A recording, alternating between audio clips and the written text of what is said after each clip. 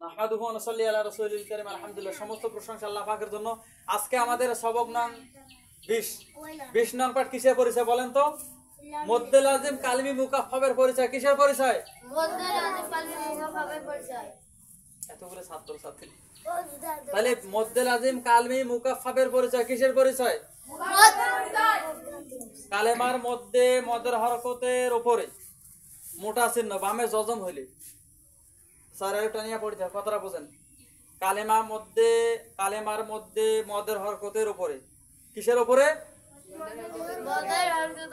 মদের হরকতের উপরে মোটা চিহ্ন বামে জজম হইলে চার আলিফ টানিয়া পড়তে হয়। ইহাকে মদ্দে লাজিম কালমি মুকাফফাব বলে। যথা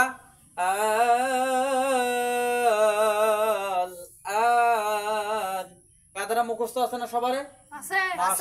আমি উদাহরণটা দিয়ে দিই, দেখেন ব্ল্যাক বোর্ডে। এই হরফটার নাম কি? আলিফ।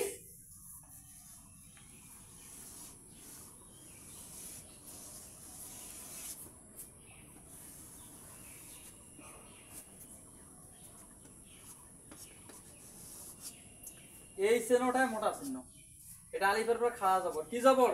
খাড়া জবর। এখানে জজম।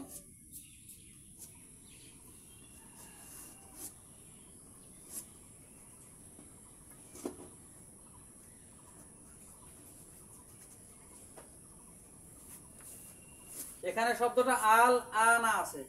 এই যে মদের হরফের উপরে মোটা চিহ্ন বামে জজম আছে না নাই? আছে। জজম থাকার কারণে চার আলিফ টানিয়ে পড়তে হয়। কয় আলিফ? চার আলিফ। মাশাআল্লাহ, যারা যারা জোরে পড়তেছে আল্লাহ পাকের কাছে দোয়া করব, আল্লাহ পাক যেন তাদের জেহেন জাকাত খুলে দেয়। সবাই বলেন আমিন। আমিন। মাশাআল্লাহ, জাযাকাল্লাহু খাইর। এইরকম ছাত্র ছাত্রী এরকম জোরে পড়ার দরকার। পড়া কাকে বলে?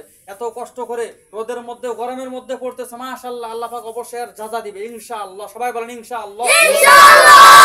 এবার দেখেন কায়দাটা, মদের হরফের উপরে মোটা চিহ্ন, এই যে খাড়া জবর বামে জজম হইলে চার আলিফ টানিয়া পড়তে ইহাকে মদ্দে লাজিম কালমি মুকাফফাব বলে। হামজা খাড়া জবর এখানে মদ্দে আরজি। মদ্দে আরজির পরিচয় কত নং পাঠ?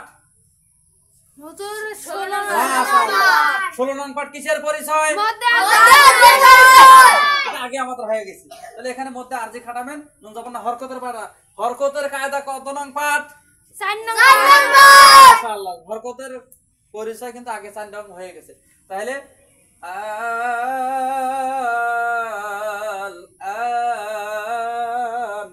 এইটাই আজকে ছিল আমাদের মূল সবক 20 নং পাঠ। 20 নং পাঠ আমাদের 1 থেকে 20টি কায়দা ক্লিয়ার হয়ে গেছে।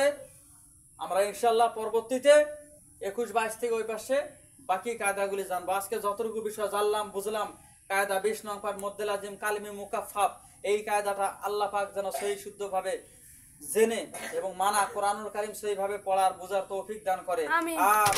এর ভিডিওটি ভালো লাগলে আমাদের চ্যানেলটিকে সাবস্ক্রাইব করে পাশে থাকবেন ইনশাআল্লাহ।